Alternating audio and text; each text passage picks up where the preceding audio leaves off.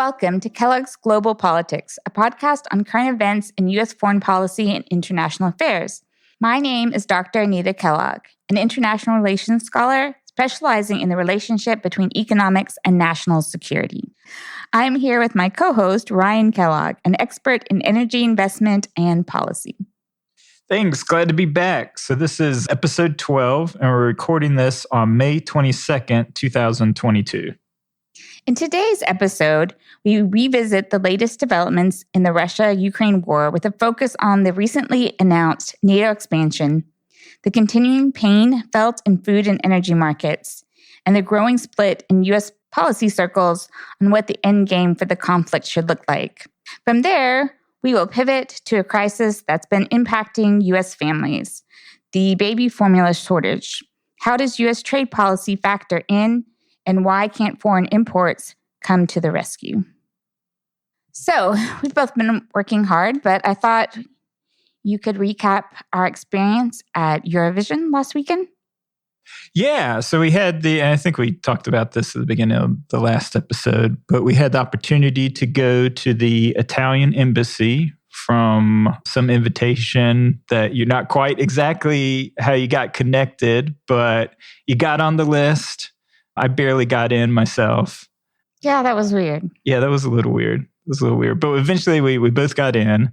And it was a pretty awesome experience. Great food, as you expect going to the Italian embassy. I don't know, though. Having open food like that, I did not expect it to be as good as it was. Yeah, for something like that, where it's just kind of like in the open, a little buffet style. It was really good. That pizza was amazing. The pizza was great. The gelato was great. Yeah, they had a gelato stand. I wasn't expecting that. Yeah, that was very cool. No room to sit anywhere, which is weird. But it was really cool. And we had a great time. We ended up leaving after watching all of the performances, but not staying for the final vote. And that turned out to be a strategic error. Because we... I don't know if you want to be in the newspaper. Yeah, but that would have been cool. It would have been cool, but... Yeah, so that's when the Washington Post reporters showed up towards the vote. And that's when we actually learned, who was there, mostly kind of picked up. That was mostly European diplomats or people kind of serving the missions in Europe at the various embassies. But yeah, no, it was real exciting. And our families, my parents came up to visit, and they had never watched Eurovision before, and they really got into it. And we're scoring and keeping track. So that was cool because it was, it's something that we've always been excited by, and it's kind of a hard thing to describe, kind of where that kind of campy, zany sort of fun comes from and how it translates to an American audience. But yeah, I think they picked up on it. So it was good. It was a meaningful moment. Ukraine won, and that was pretty special for everyone. Yeah, absolutely. I think Eurovision in general was extra special this year because it was back to this idea of the EU, even though it includes expanded beyond that. But actually, the current, I think, of transnationalism, where you still have strong national identity, but you have a format where you're actually also celebrating the unity.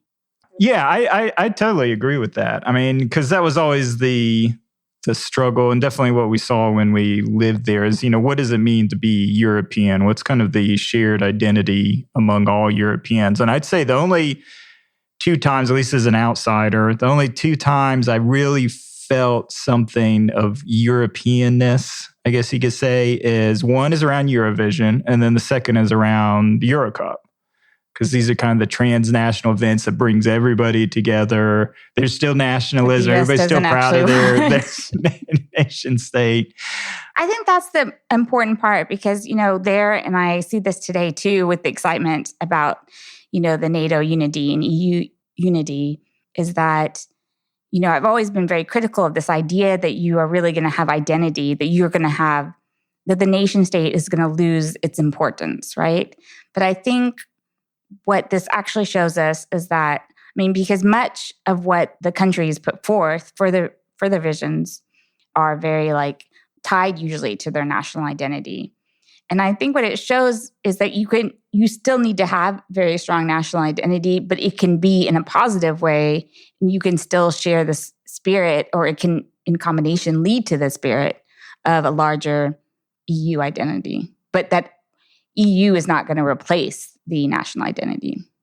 Right, exactly. And I think it took the event, and that's often the way with any sort of nation or organization, but taking that contrast, so the contrast between Russia and what Ukraine aspires to be, for Europeans to realize again, oh yeah, these are our values. This is what makes us European. This is what, even though we're all different and squabble constantly, these are kind of our shared values that we agree on, with some hiccups, back and forth. But there's also, the funny dimension that your parents really had trouble understanding is the politics and the voting, because, you have like each country, you sort of have the judges give out 0 to 12 points.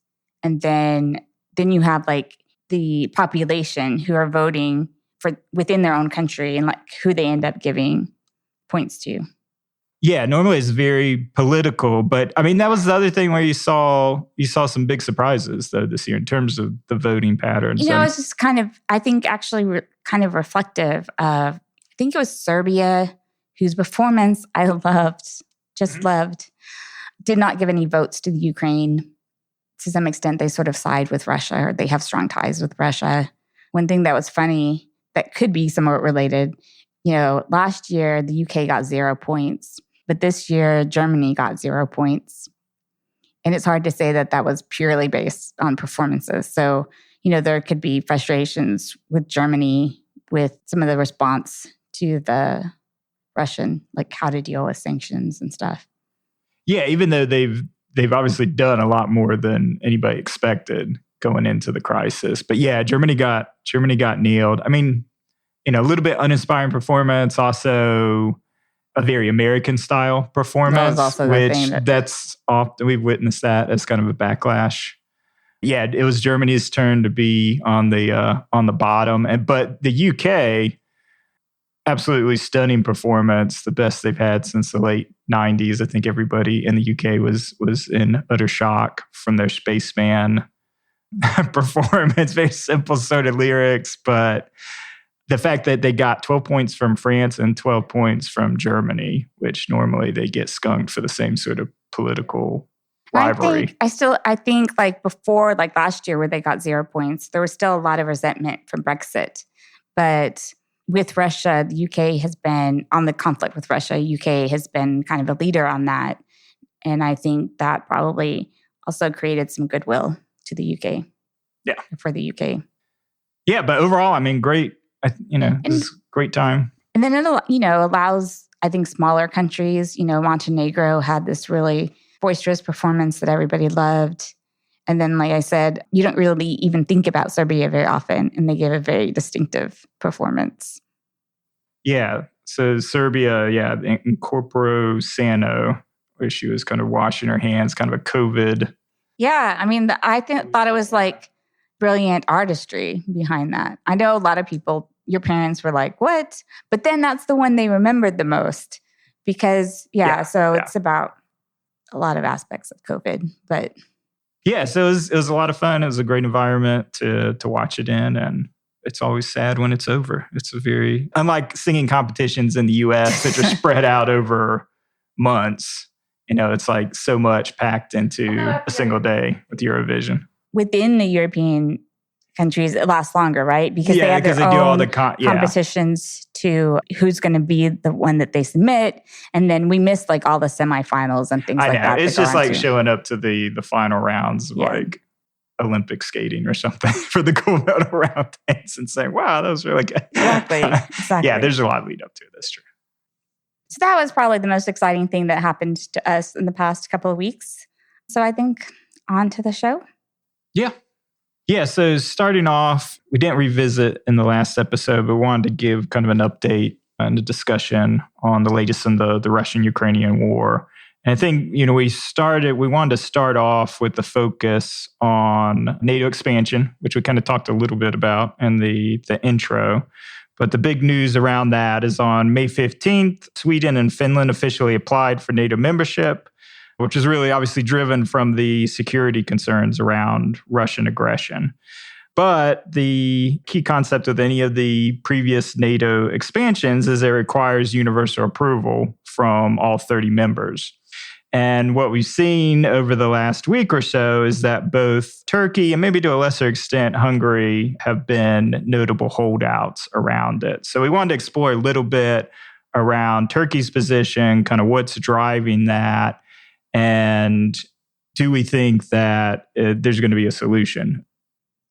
So I think it's also important to understand just a little bit why Finland and Sweden were not already part of NATO. So for Finland, they were actually invaded by the Soviet Union and they avoided occupation, but they lost 10% of their territory. And part of their peace agreement meant that they had to stay neutral in a friendship agreement. And then for Sweden, it's more of an identity and ideology. So they consider themselves leading delegations in peace talks and those specific treaties. So I remember even in Korea, you have operations led specifically by Sweden. So it's very much part of their identity to stay neutral and lead these delegations in order for two sides to come together. But obviously, Finland in particular, which shares a long border with Russia, is certainly concerned for purely security reasons. And then Sweden has felt more threatened recently because of Russian military aircraft in the area. Yeah, in the area, and they also have a large offshore island in the Baltic Sea that they've actually had to militarize for the first time because of Russian aggression. So I think it's important to understand the context of those, why they were neutral in the first place, and why the shift. I think the shift from Sweden is more important because it's an ideological shift. Yeah, I mean, it's definitely, it's seismic in a lot of ways. I mean, for Finland, it was just a byproduct of a peace agreement that kept Russia from occupying their country. But still arguably more provocative because of that border. Right. Obviously, they're responding to a threat from Russia. They're not, believe that agreement no longer keeps peace. Right. Right.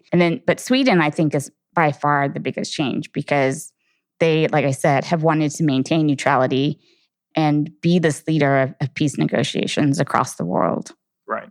So this actually, the announcement against the expansion actually came as a bit of a surprise to NATO officials because they had previous conversations with Ankara around the expansion and they didn't really have any objectives against it. So it caught them a little bit off guard. So essentially, Erdogan came out and announced kind of the main objection. It was really focused on Sweden because Sweden has a large population of Turkish Kurds which has advocated for Kurd statehoods. And of course, this had been an issue during the Iraq War, also during the Syrian conflict, where you have a very significant Kurdish population in northern Iraq and in northern Syria that has always sought statehood.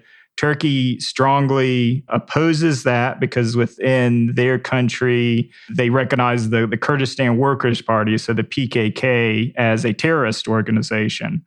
So their main objection has been Sweden's treatment of both meeting with high-level members of the PKK and then also fundraising efforts of the PKK within Sweden itself. Not comparing this, kind of with any of the moral dimensions, but it kind of reminded me of like the IRA fundraising in Boston, that sort of dynamic going on. Not comparing the two or the dynamics or, the legitimacy of kind of Kurdistan statehood, but kind of stood out in my mind as a... Yeah, I agree. That's a good analogy that I wouldn't have come up with. I think it's also just to point out that, this is still like a really active conflict. So some people may remember as part of our Syria withdrawal under Donald Trump refused to provide protection to the Syrian Kurds, which were then attacked by Turkey. Right, exactly. And that was a huge departure from U.S. policy and created a lot of tensions within NATO. Yep, and that's actually why it was because of that cross-border incident in Syria that Finland actually has an arms embargo against Turkey from that action back in 2019, maybe a later incursion. But so yeah, you have these, it seems like Turkey is using this opportunity and this leverage, and they are a very important NATO member. They're the second biggest military contingent behind the United States as a NATO member.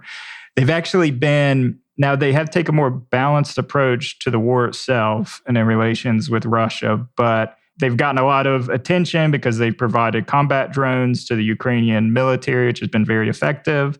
And they've also been blocking the Bosphorus Strait and the Black Sea from the Russian Navy, kind of providing them, through the Mediterranean.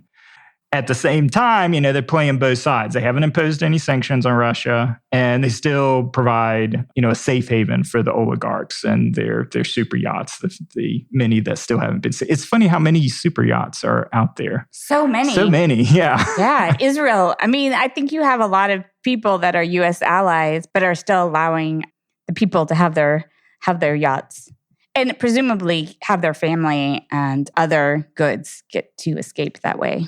Yeah. Because they're not being confiscated. Exactly.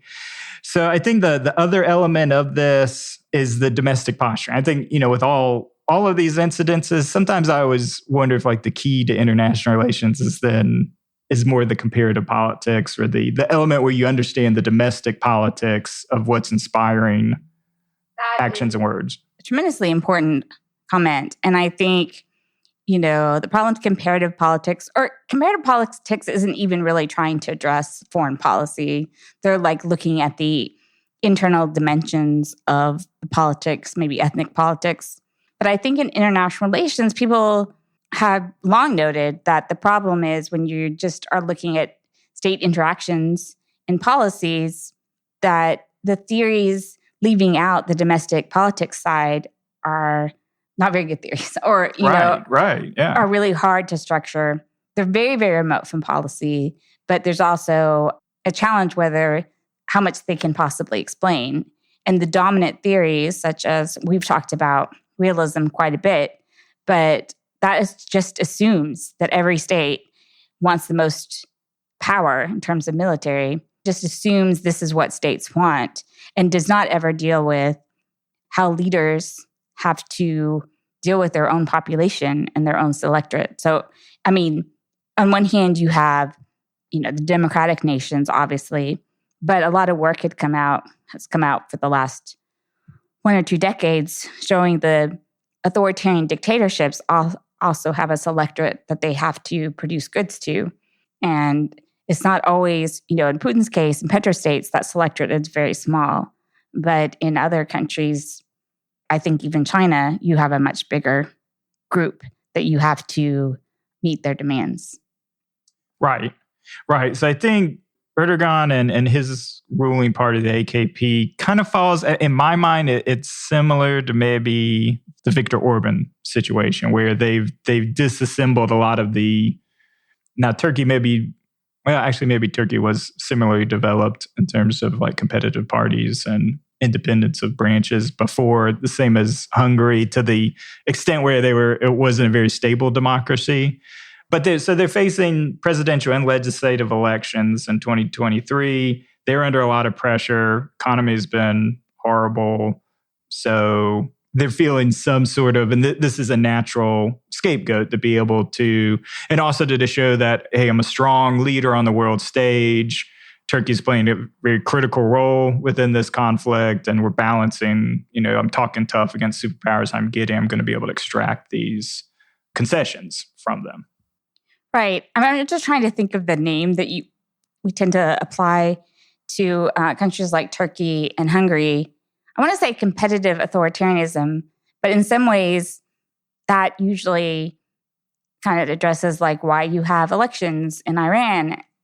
In this sense, this is why they're not considered full authoritarian parties, because they still have elections, but they violate human rights And so they put all kinds of people in jail without having much cause.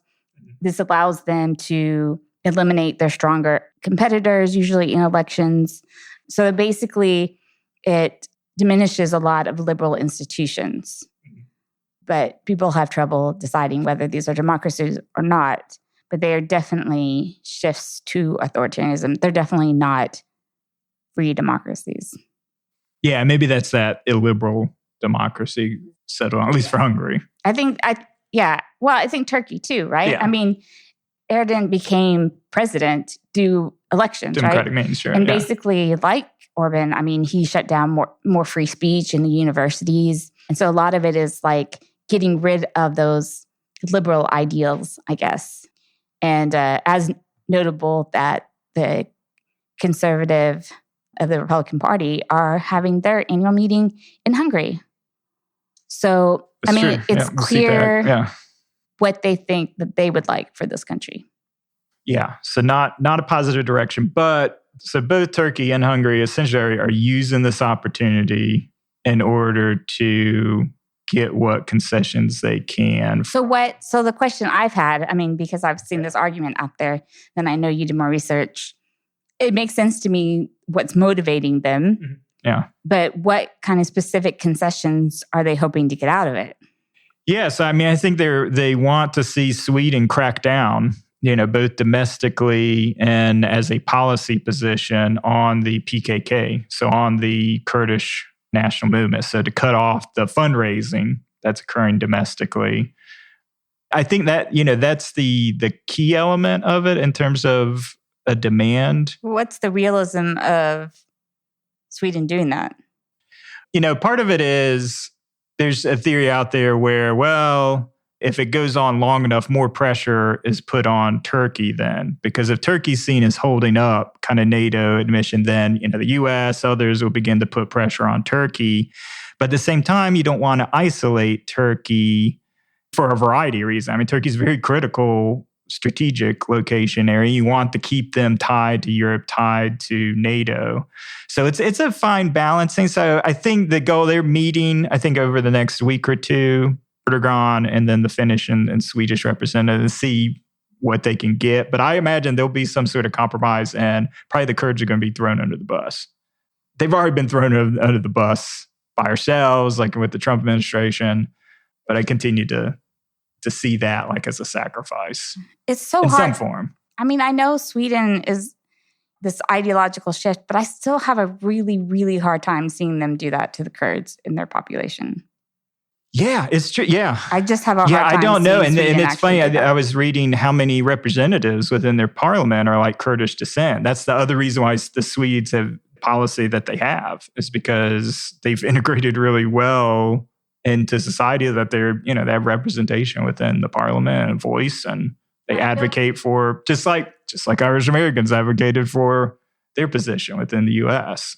So I just have a hard time seeing Sweden do that. And I wonder what the compromise will.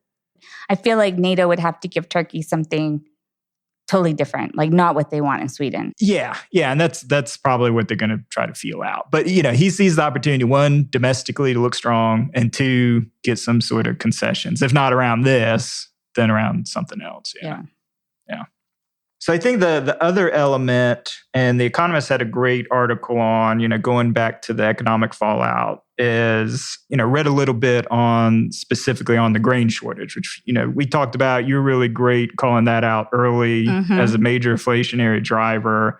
But it's been interesting that one of it is there is a huge crop from the Ukraine. It's all sitting in storage in Odessa. And essentially because of the Russian blockade, it's sitting there and their storage is basically full, but eventually it'll begin to rot and it won't get out to world markets. So everybody is trying to figure out, well, how can we unblock Odessa? And there's a couple of solutions that have been bandied about. One is the idea of having a UN-led naval convoy to actually escort these merchant vessels in and out of Odessa. And it had to be led by Turkey. But the problems are, one, even if the Russian Navy itself, which has performed very badly, and lost, obviously, their flagship vessel. Because they control Crimea, they have enough anti-ship capability to sink any sort of vessel, from land. So there's kind of that issue. And then the waters themselves have all been heavily mined and don't really know that the ability to demine those areas would be extremely difficult. Well, that's going to be a problem for future too. Yeah, absolutely. Because both sides have been actively mining the area. And then there's the issue of, well, if they demine it, then that exposes Ukraine to attack from the Russian Navy. So how to allow passage for these merchant vessels to get the wheat crop out while not compromising kind of the overall war effort. So I think where they're focusing on is the UN is trying to work a deal that would have Russia agree to allow wheat exports in exchange for relief on the fertilizer exports, which we'd come up before. Yeah, is actually very smart in this. I'm impressed. I'm not always impressed with the UN, but that helps both ways. Helps this food crisis. Helps the food crisis. Yeah. And I want to emphasize that even Blinken has agreed and climate change is also one of the problems, but this is going to be one of the worst severe food crises that the world has seen in at least a century. Yeah, and I think one of the things, because in terms of Russia's support around the world, a lot of it is concentrated in these areas most vulnerable to the food crisis. The thought is, I think the UN's idea is that Russia doesn't want to be to blame, for people starving, so that this will appeal in terms of keeping Russian alliance together within the developing world, keeping sanctions off, keeping that support essentially from the developing world that's going to be so heavily impacted. I think the problem, though, that we have, and we're going to talk about this more, we need to talk about oil before we get there, but this new shift not negotiating with Russia at all, and Russia having this one really important means to negatively affect, interests. Right. Yeah, absolutely. I mean, it creates more instability. It creates problems in the West on all sorts of levels, both within their own markets and inflation, but also in where their strategic interests are in the world. It's this big lever. It's the only lever Russia seems to have. And I worry that this seemingly decreased interest in negotiation with Russia at all is going to create less likelihood that we can get these exports out. So wrapping up commodity discussion, so just wanted to provide a quick update on the oil situation. So the EU, I think we mentioned maybe last episode or 2 episodes ago about the EU working on an oil embargo.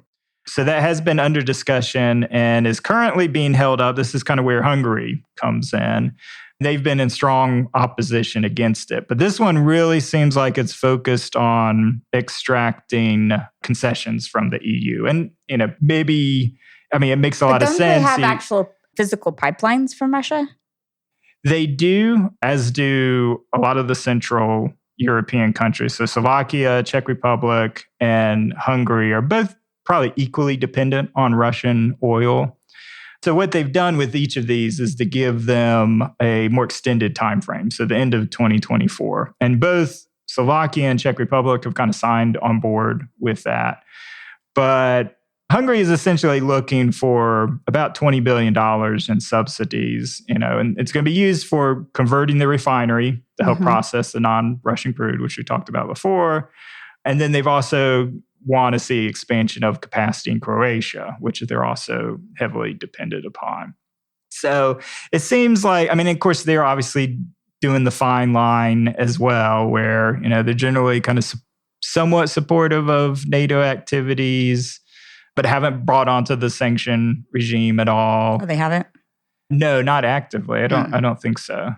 And then obviously around energy, there's read other articles where a lot of the Orban's ruling party gets subsidies via the energy companies that get, partake kind of within the Russian crude. And when we're saying all these subsidies, we're also saying a lot about payoffs, right? It isn't like these are literally going into lowering oil prices, that it's finding its way into pure hard cash into a lot of officials' pockets. Oh, EU money going directly into... And Russian money. Oh, yeah, right? Absolutely, yeah. All of this. Yeah. So, if you're telling Hungary that they can't import oil from Russia, then that means they're losing this source of corruption, essentially. And that's a lot of people who are unhappy. On that take, yeah. Right? And so I would imagine that Europe would be less willing for the subsidies because they know that will happen. But at the same time, that is literally the only way you could get their support, Hungary support. It doesn't make sense. They're not going to be willing to give up that sort of side payment cash. Yeah. So I think it'll be interesting to see if the EU comes to that. But that, again, I don't think the EU money, that's not going to be... How do you know? I mean, basically... I would think, the EU has more checks on it. But once you give the money, I would assume it could be used for any purpose. And they obviously already tolerate a lot from Hungary in terms of internal illiberal actions that go against kind of the EU charter. Because, so this is interesting when we talk about Turkey too, is there was a debate for a very long time about whether Turkey should be part of the EU. Yeah. And part of that discussion was, well, it would make them more likely to adopt a full, liberal democracy. But the EU was always hesitant to have such a big country that you couldn't necessarily count on for continuing liberal reforms. And as we've seen in the smaller countries, that's probably well borne out. But that's part of what creates the tension with Turkey and NATO, because they are not fully committed to the European project, but obviously are needed for a lot of related NATO activities. So the other thing that has been in Financial Times and The Economist and several other places within the last couple of days is the report that Italy now imports 4 times as much oil from Russia because of sanctions. Italy already was heavily dependent on Russia for oil. And, one thing that I think is a problem sometimes with these sanctions deals is that they're not always made by people, I think, who understand international trade very well. So what's kind of fascinating is, this goes specifically to crude, which actually we probably should mention the crude shortage in the U.S. as well. But for the Ukraine war, Russian oil accounted for 30% of the crude mixed at the refinery. The refinery is owned by a Moscow-based Lukoil. The thing is, to understand here is that the refinery may be Moscow-based owned, but they weren't buying all the oil from Russia. They were getting oil from various places. But now that they are on the sanctions list, the bank itself, in making transactions, they can't buy oil from other places. So now 100% of that is being imported from Russia. Yeah, that's really interesting. Yeah, because you're thinking of, I didn't know that there was a Russian-owned refinery that existed. And then 2, how sanctions would treat something that's physically located in Italy, owned at least the majority share by Russian, and that the sanction regime will work out in such a dumb way that it forces this Russian-owned refinery that is physically in Italy to import nothing but Russian oil. Well, so I think financial sanctions, which from the beginning people have been wondering how much is fully understood what the sanctions on banks would do. But even when you said Russian-owned refineries, these are just aspects of international trade, I think, that people don't take into account, and why a refinery like that is going to be based on market prices and not on its allegiance to Russia, right? These are private companies. The Russian oil companies are actually private companies. Now, it doesn't work completely as the free market, but there's a lot to consider there. And this is all like the result of not oil sanctions, but it's the result of banking sanctions, where, okay, so you can't buy oil on the market because the bank sanctions have cut off your ability to do that. So now Russia is exporting a lot more oil to Italy than before. Yeah. Well, I was just reading a little on Lukoil just now. Well, one interesting aspect is they actually have downstream gas stations in the Northeast here in the U.S., which are actually branded Lukoil. And then the other thing is I think they are entirely private. So I don't think they're a publicly traded company. And they actually acquired Getty Oil, which is it's a famous U.S. company. It's what kind of built Beverly Hills and our old stomping grounds and the Getty Museum and all of that. So yeah, and that's just, again, kind of your aspect of the international trade and complexity ownership. Right. And people think, I counter this all the time, that trade means goods itself being cross-border. And for some reason, no one understands what FDI is, the federal direct investment, which means things like having a Russian oil refinery. You can even have one that wasn't totally owned by Lukoil, but had a significant, investment in it. Yeah, right. Yeah, and that's more common, yeah. And the thing is, we're withdrawing our FDI from Russia and, removing all those ties, but this sort of infrastructure is something you can't just get rid of. I mean, you have to buy them out, and governments don't have enough money to do that. And I mean, this idea that foreign companies buy other international companies, I mean, I know a lot of people don't understand that the entire regular beer industry in the U.S. is pretty much owned by a Belgian company. So they just see the branding of the U.S. brands, but they were all bought up by this Belgian company. So those are the things, and people are worried about. And I think fertilizer, again, as part of this problem, is we're putting sanctions, but no one is considering the full complexity of just the trading, how it works, and the consequences, and plotting out that paths.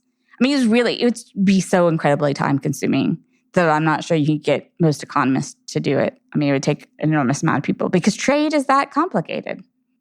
On one hand, the sanctions have been able to have this real economic effect on Russia, and that's good.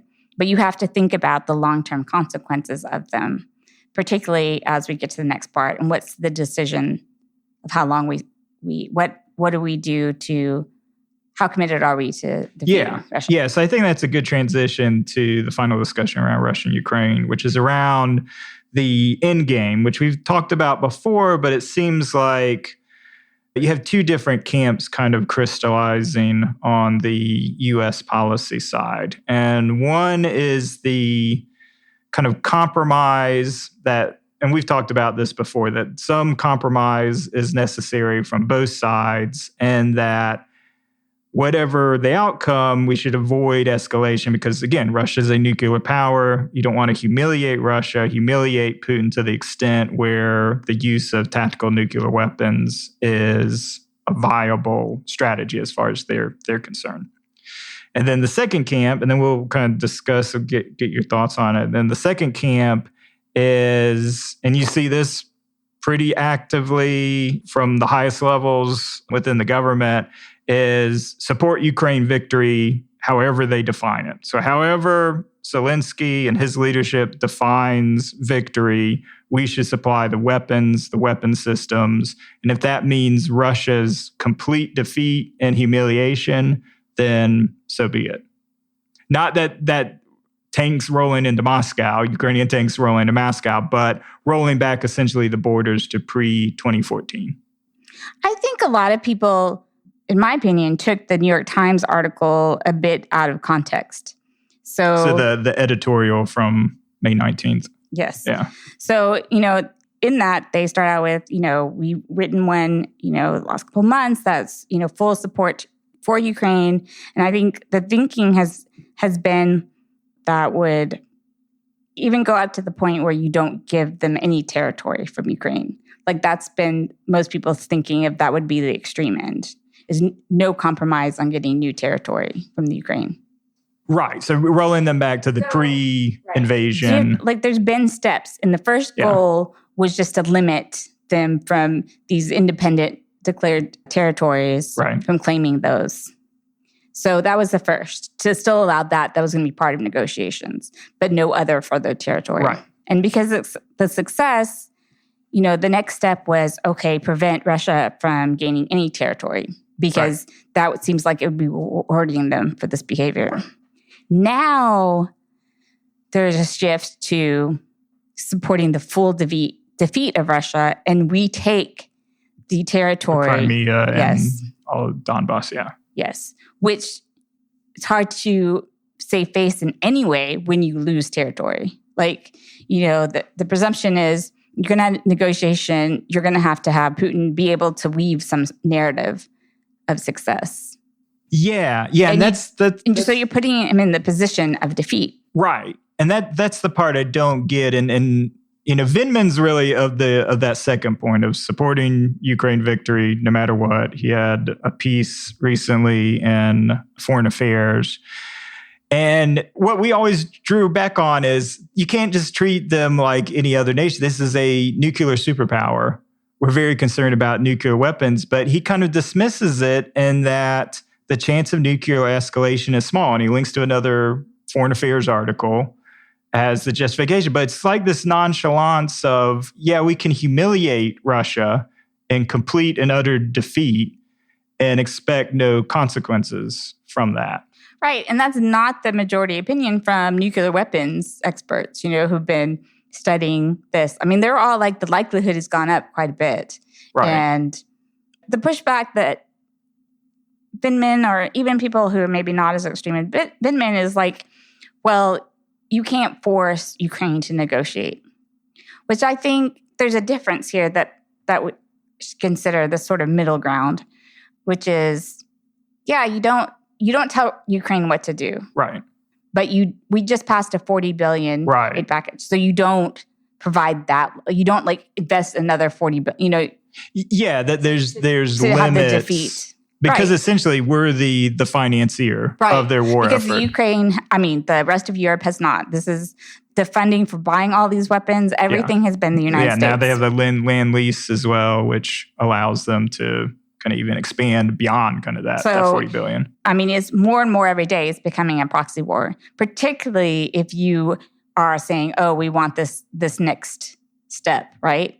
Right. So I'm not even saying you couldn't provide logistic support, but you would not invest all this extra money. Yeah. To be okay, no matter what you want to do, here's our open checkbook. And I just don't think that's, then is the best way, because why wouldn't then Putin decide to use tactical weapons? And here's the thing.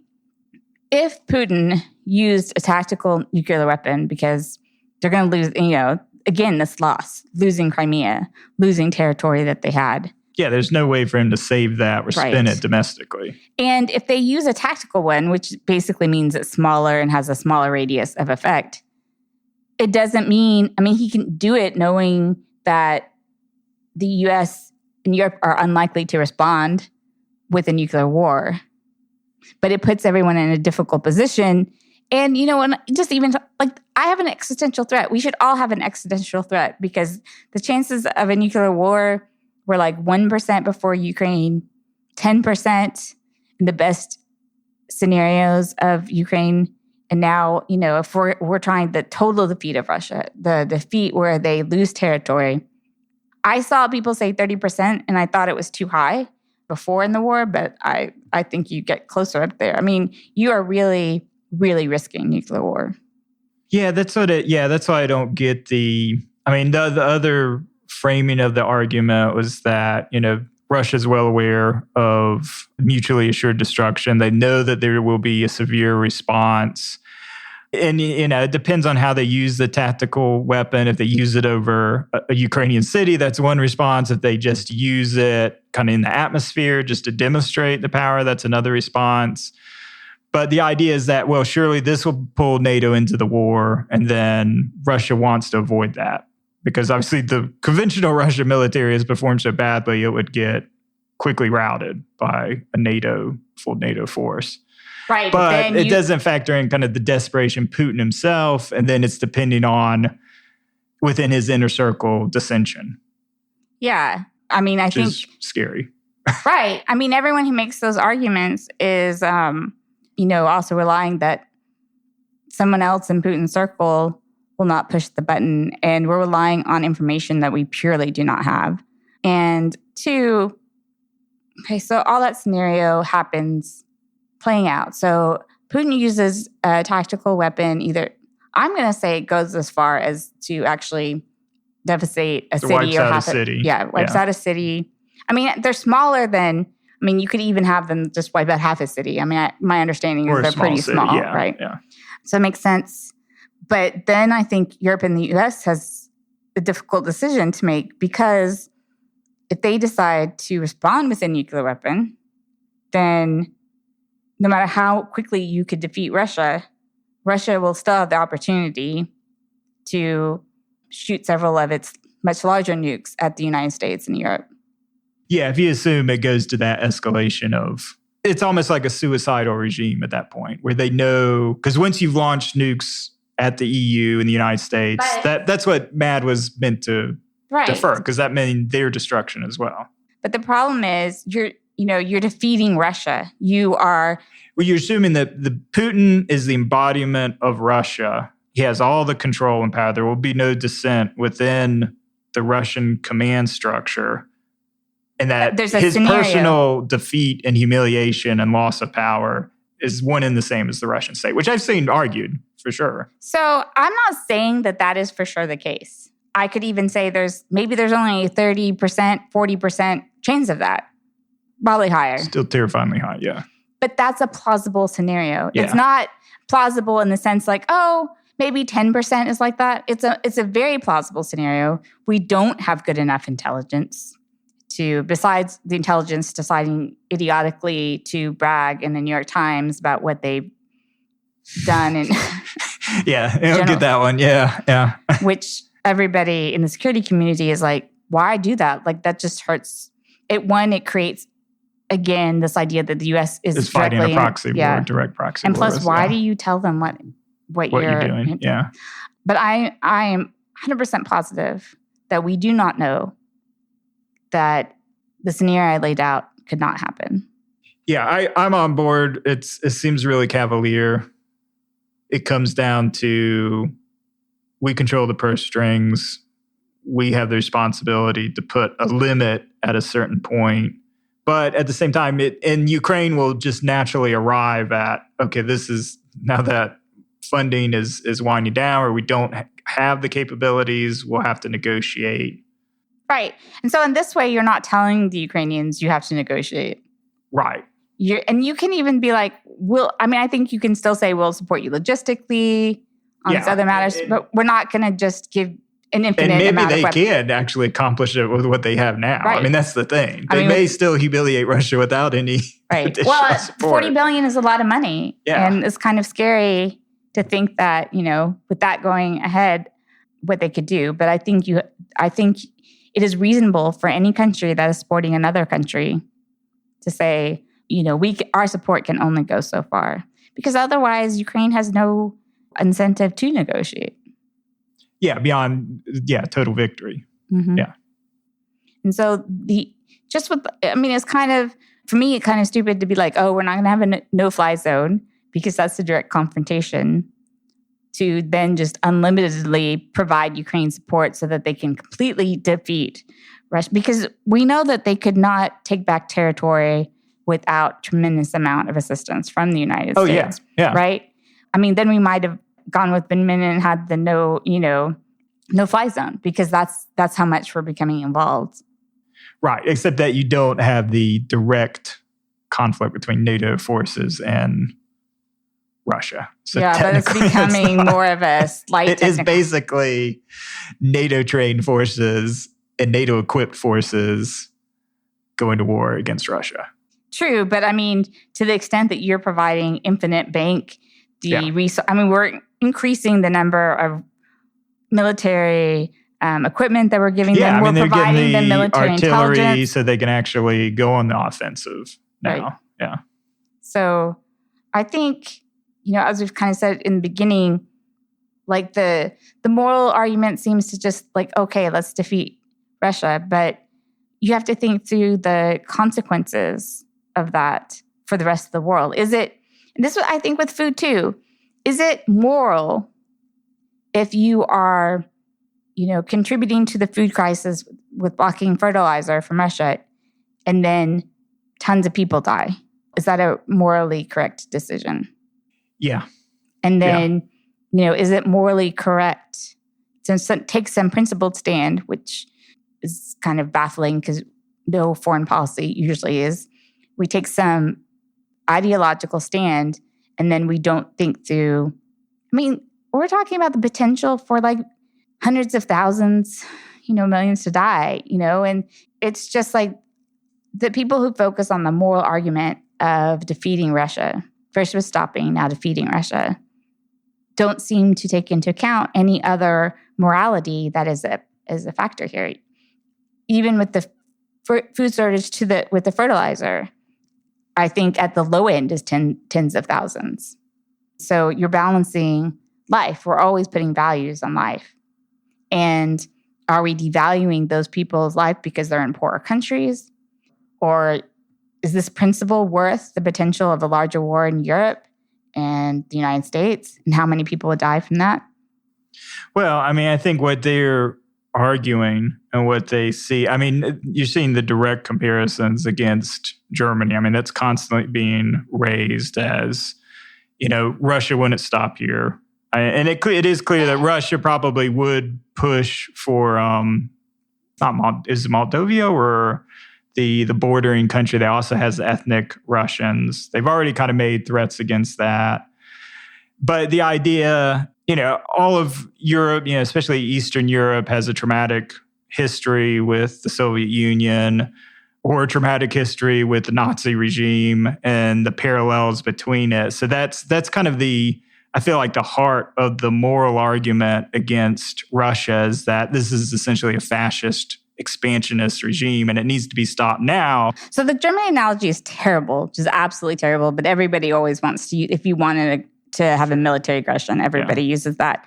But I think, too, when you're trying to deter future aggression, right, we have other tools that we're applying, right, that don't even have to do with sanctioning banks, but the technology exports controls. Everybody who I know analyzes trade and national security thinks that those are hugely momentous and have pretty almost immediate, more immediate than I would have thought, effects because, all the military equipment that they're losing and things that they can't replace it. Yeah. Right? Yeah. So you have all these ways of deterring Russia by weakening their ability to be able to invade another country, like serious ways, without saying, oh, well, we must militarily defeat them in this way where they lose the other territory that they've effectively had. Yeah, because it just comes down to, and people criticize, like, why are we so concerned? And it always comes back to nuclear weapons. That's why we're concerned about the domestic stability within Russia. There's no magical liberal opposition that's going to come to power. It doesn't seem like Putin would see a path to survival if it's just obvious. There's no way to spin it if you've lost everything. You've lost the Crimea, you've lost this. Because, he gained such huge popularity following that, invading so much legitimacy within the country. There's no way for him to spin that.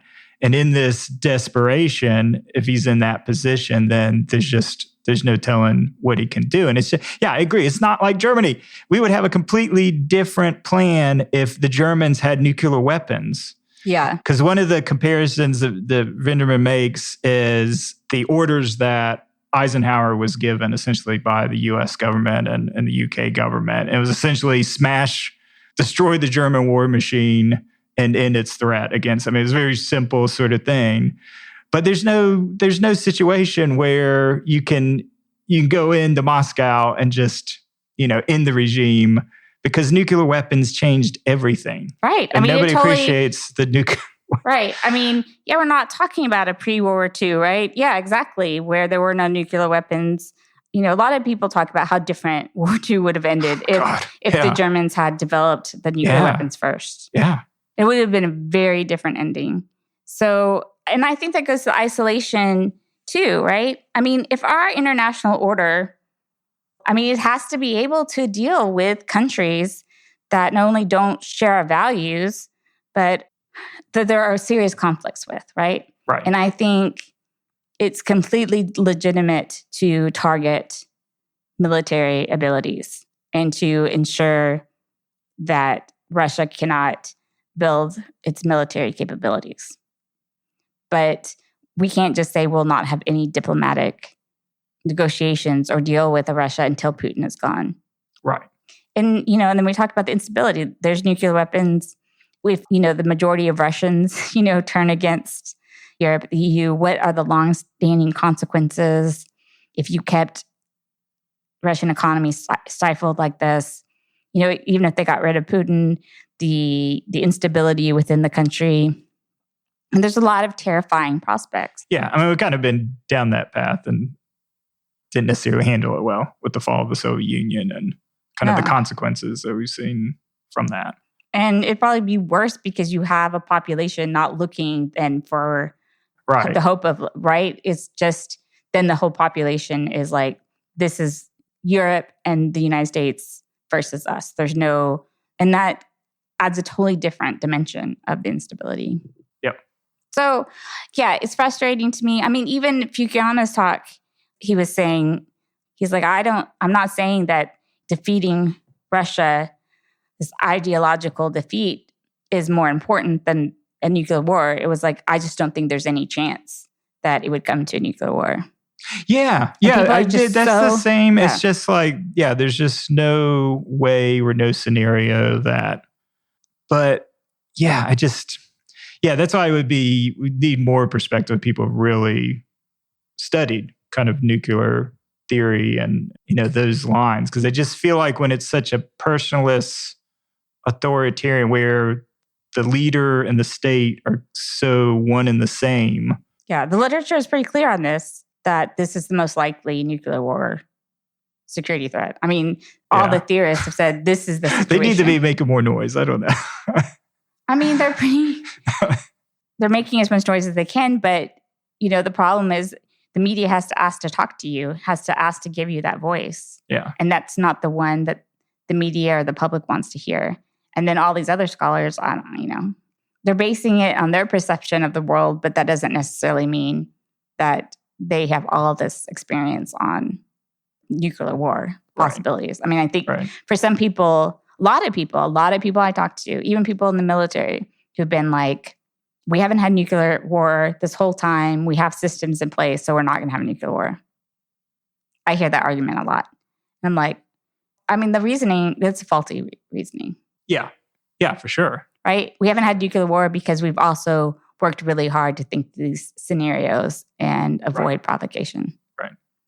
And, a lot of this work has been done on North Korea. What, the concerns about North Korea using a nuclear weapon. Well, when we're applying a lot of these insights to Russia, it's 1,000 times scarier. Yeah, absolutely. Yep. So now I want to move on, as we were talking about the media, move on to what the media is covering, where it'd be very hard for any American to not hear about the baby formula shortage, devastation for families of not being able to obtain baby formula. So, the report's out that 43% of supply has been decreased. So I think people misunderstand and think that, it's only half the supply. Like, why can't they use other formulas? But there's not enough supply. And in some states, there's no supply at all.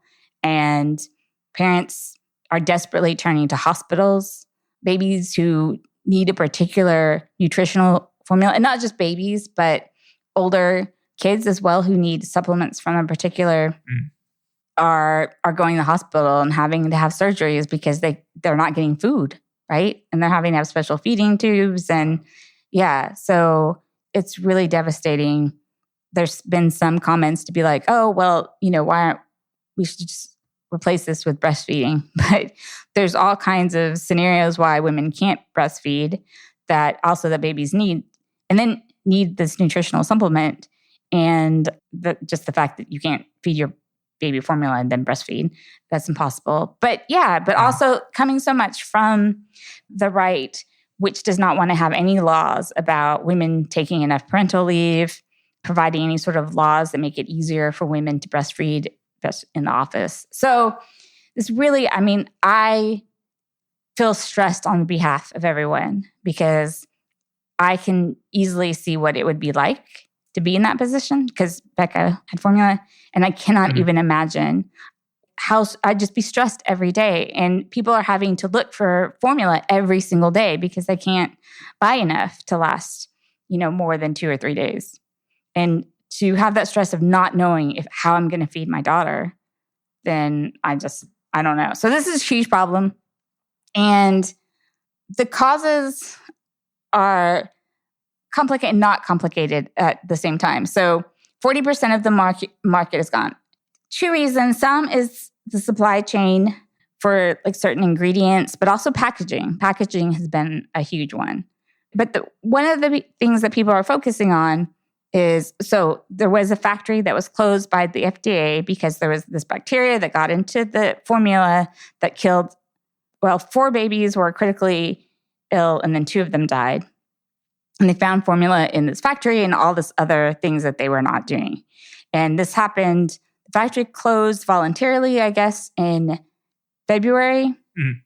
And the shortages were, starting to be notable in March. So a lot of people, I would argue too, that the government, in terms of just how the FDA is set up, did not do enough ahead of time for this. But it's rare, these circumstances where shutting down a plant is going to shut down almost half of your supply because that indicates a very significant monopolistic environment. So the real big story here is there's a monopoly in all U.S., the whole entire U.S. formula market is dominated by, there's only 4 companies. And this one where the factory was shut down happens to be the one with the most market share. So one thing to understand, and maybe some people have heard, I know it's becoming more and more part of the news discussion, is that one of the reasons why we have this almost domestic monopoly is that we've done everything to prevent exports. So Canada was trying to build baby formula plants that would then, exports compete with the U.S. industry. But the trade deal, the renegotiated NAFTA trade deal, meant that on top of the 17.5% tariffs that we've always had on dairy imports of any kind, that then you basically add another $4.25 and many regulatory hurdles. So it makes it completely far too expensive. Like you can't be competitive if you have to pay all this extra money. And then the secondary result of that is then there's no reason for Canada or other companies to invest in more production capacity in Canada, who largely gets a lot of their formula from the United States. So then there's no capacity when we have this problem. Canada can't just make a whole bunch of baby formula to export to the US. And in general, you just don't have a lot of extra production. Spare capacity. Right. To make it, yeah. So, we also import very little from Europe because of all the non-tariff barriers. And those are largely like regulatory, the extreme amount of effort that they have to go through. There's some elements, and I don't completely disagree with some elements of making it nutritionally, having nutritional standards, right? Well, I don't even think it's that. But it's the labeling. Yeah, it's really on the labeling itself, because the nutritional standards, my understanding, is like the European, because it was primarily like the Netherlands and Germany, they're kind of big formula makers. And nutritionally, it's probably better quality where they have to go through higher standards just for the baby formula market than they do in the US. But it was kind of the unique, everybody knows the nutritional labels are on US products. But no, so the other problem though is FDA testing, right? Yeah, and then FDA testing, yeah. Right, so they insist on testing it. And this, I thought I had written it down here. Aspiring manufacturers must also register with the agency at least 90 days in advance and undergo an initial FDA inspection and annual inspections afterwards. So it's all this extra in their own plants. Right. So the FDA goes to these other countries And so even though we know that this European formula is safe, that this added hurdle. I was reading actually that you could have a shortened version of this. So, because I think it's fine. I mean, I think that ensuring safety is a goal, right? But although clearly the FDA failed here domestically with the plant. Because the other thing, not to derail it, but this wasn't the first time this plant had major violations around this bacteria. And it was sort of a reason, and this particular one where they closed the plant, that was back in September. So why did it take so many months to shut down the plant or, allow for the market to adjust? Oh, so it happened in September and then they shut it down in February. Yeah. I've been trying to get the timeline of this in my head straight, and that makes sense. And they had previous violations years before. So I don't know if I'm explaining this very well, but it's the structure of the formula industry that's causing all its problems, right? And what I'm trying to get at is that protectionism has led to these problems where we're in the baby formula. Yeah, and a lot of this, to my understanding, reading it, was driven from the agricultural lobby and around the milk industry. Big milk is the one big dairy is the one, because obviously that's a major input into the formula. That, they've always kind of had this monopolistic goal. And because, again, senators and things, agriculture areas so overly represented that they have outsized power. Right. So basically, one of the more interesting details is that this Canadian factory that they were building was due to skim milk. And skim milk can't be put to use. It's not useful in a lot of products to export. But baby formula was actually so the dairy industry was concerned about competition from Canada being able to use the skim milk at a cheaper price, right? And so compete with them. I mean, the dairy industry has, crazy amounts in this renegotiated NAFTA got a huge, huge benefit. As you were talking about, the outsized role of agriculture, I mean, I think so often, certainly myself too, think about subsidizing agriculture of giving tax dollars, right, to the industry. And then there's a lot of debate over how much you should subsidize agriculture, even though you create all these distortions. But this, I think, is a great example of how it's not just about giving tax dollars to an industry, which we do a lot, but that we are creating trade tariffs and not allowing for true market competition is a tax. So basically, in order to support the dairy industry, you've created a tax on baby formula. So everyone is paying more money for baby formula than they would. So the industrial corporations that do the dairy farming are profiting, but every parent who's buying baby formula then is being taxed. So again, when we think about trade, these are things we don't usually think about, but it's important to understand. And then, I don't know, maybe in domestic supply that you could change this, but allowing one company of any product to dominate 40% of your market, that's the whole reason why you don't have monopolies, right? Yeah, it definitely seems that way. And I don't know if that's tied in. The other element you kind of highlighted was around the special supplemental nutrition program. So this WIC program, which seems like it has an outsized influence on the market and on who dominates the market. So so this was another interesting element when I was reading deeper into it. That's the supplement that goes to low-income families to ensure that their babies are getting adequate nutrition. And the estimate is this actually, they buy maybe half the formula in the United States is bought by this program. Yeah, which I was really surprised by. I'm surprised it's that huge. Yeah, I didn't know either. Yeah. This was an element that I hadn't fully thought through until I was reading this article by Scott Lacombe, whose article will definitely be in the show notes because a lot of this relies on what he was writing. He's at Cato, right? And so it's interesting because he was like, even a libertarian like me, believes that these... They should subsidize. Yeah. But the design of the program is where states can only buy from one company, one source. Yeah. And then whoever gets that then ends up dominating the grocery store, all the retail end markets too within that state. Right. So the reason why that happens, so first of all, we're dealing with half the population who are going to buy formula, right, is through these state contracts. Yeah.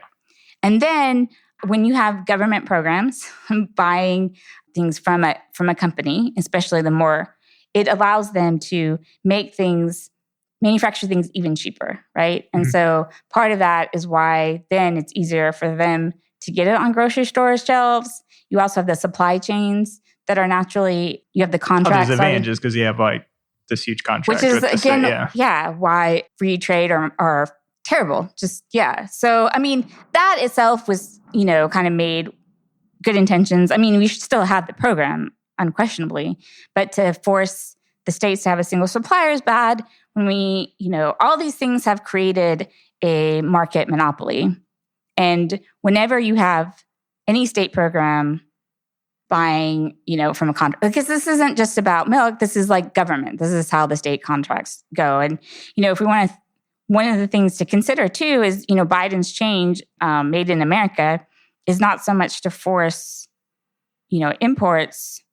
Force domestic production necessarily, yeah. But to have more things made because of all government contracts would be with U.S. companies. And so this leads to market distortions, creates higher costs, and threatens supply. Yeah. One thing that made me want to talk about this so much is not only understanding the devastation of this shortage, but understanding the larger argument about we're having in this country about, reshoring or economic nationalism. And it's become so strong that even in the policy world, or maybe especially in the policy world, to be a person who's still for free trade, I feel more and more isolated because, the best solution for all the problems of it, where it doesn't get redistributed equally, it's not justify like restructuring because of all these problems that it creates. So it does not make the economy more resilient. So one thing during COVID, and then kind of by extension politically, China is sort of that, well, we could reshore these things and then we won't be vulnerable. But we actually become more vulnerable to a domestic supply shock. And because we're obviously not doing a good job of ensuring that no domestic monopolies exist, which is a very hard thing when then you're just creating a national market for things. It's actually hard the way it's made to have a lot of competing firms, right? So you end up with these domestic monopolies. All kinds of things can take out a plant. You can have a natural disaster or anything. So this idea that we should look at all these components and make sure that they are made in the US, even when we're arguing, security reasons, right? So much is being talked about semiconductors and that we rely too much on China. And so we want to build it here in the US.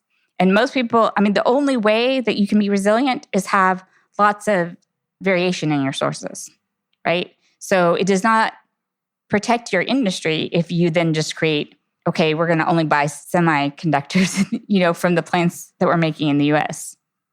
You need to have diversification. And so you can still have some from China, you can have some from Japan. Well, I think I like the idea of diversifying to allies and people that are not kind of strategic competitors. I think that makes a lot of sense. It's not that you're reshoring it, you're just spreading that same supply chain to a lot of countries in Southeast Asia, or preferentially to people that are supportive of kind of your efforts to like isolate China or to compete against China. Here's the complication of that strategy. Well, there's two complications of that strategy. One is anything you do to create severe distortions in the market causes unintended consequences. Well, yeah, and it's going to be a loss to consumers because there's a reason why China dominates so much of the supply chain, because they can make it more efficiently and cheaper. That's economic theory. So if you're saying, though, I think we should diversify, and that can include countries allied with China. You just want to diversify your supply.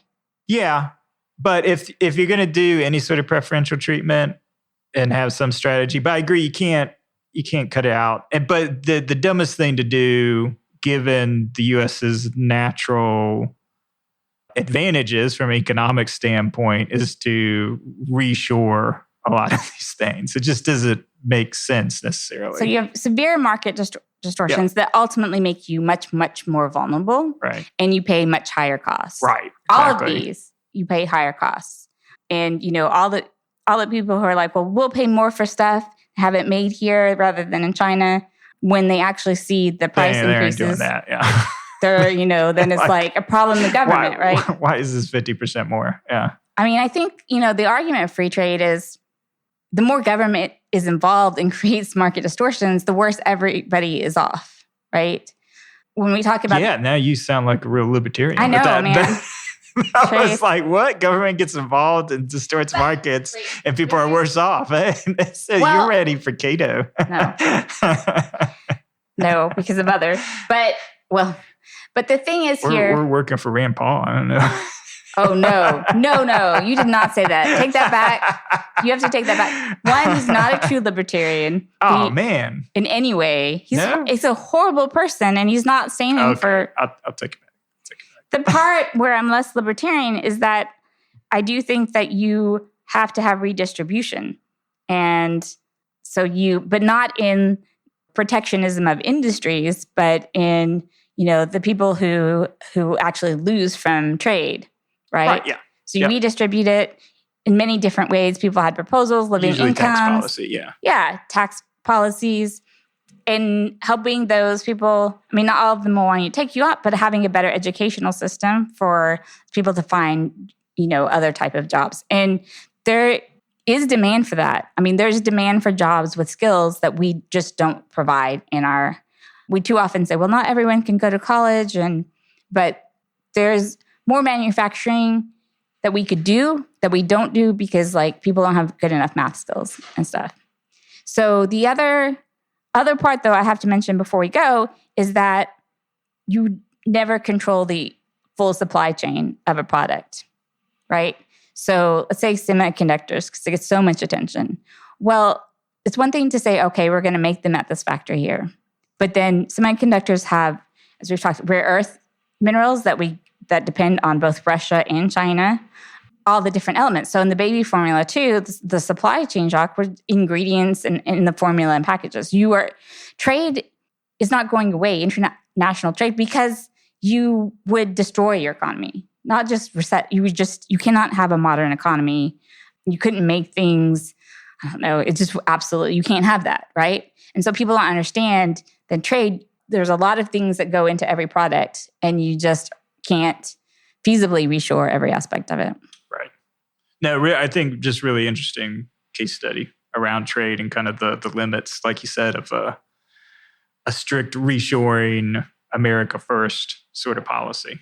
So I know myself, and maybe liberal free trade, would hope that this would get more attention in being, what case study it has for that argument. It probably won't, but it is definitely something that should push back on this economic nationalism sentiment. Well, that has been a show for sure. Yeah. Right? Yeah. No, I think it was good discussions, good episode. Hope it explained some of the things, especially the baby formula that people probably have, gotten the 10-minute snippets in the news and stuff. Yeah. And hopefully that gets sorted out. We have the Defense Production Act now being enacted. I think that one plant in Michigan is going to come online in a couple of weeks, supposedly. And that will take 8 weeks The military's flying in supply from Europe, which is wild. One thing about that's been crazy is that legally parents can import formula, but then it gets held up at customs. Right. And gets confiscated at customs for not meeting these tests. Labeling standards and all that, yeah. So even after this crisis started, as recently as a week or two, there were thousands, being held confiscated in customs. Yeah. So there's so much about this crisis and how another way that economic nationalism causes additional cost, right? Because we're doing this at incredibly expensive to fly, to have military planes fly for this emergency need that we have. All right. Well, I think this brings us to the end of this episode of Kellogg's Global Politics. You can visit our website at www.kelloggsglobalpolitics.com and follow us on Twitter at Global Kellogg or me at AR Kellogg. You can also reach us by email. So Nita at kellogglobalpolitics.com and myself, Ryan, at kellogglobalpolitics.com. And as always, please see the show notes for all the articles that we discussed in the episode and leave a rating and review on your favorite podcast provider. Thanks, everyone. Thanks. Bye.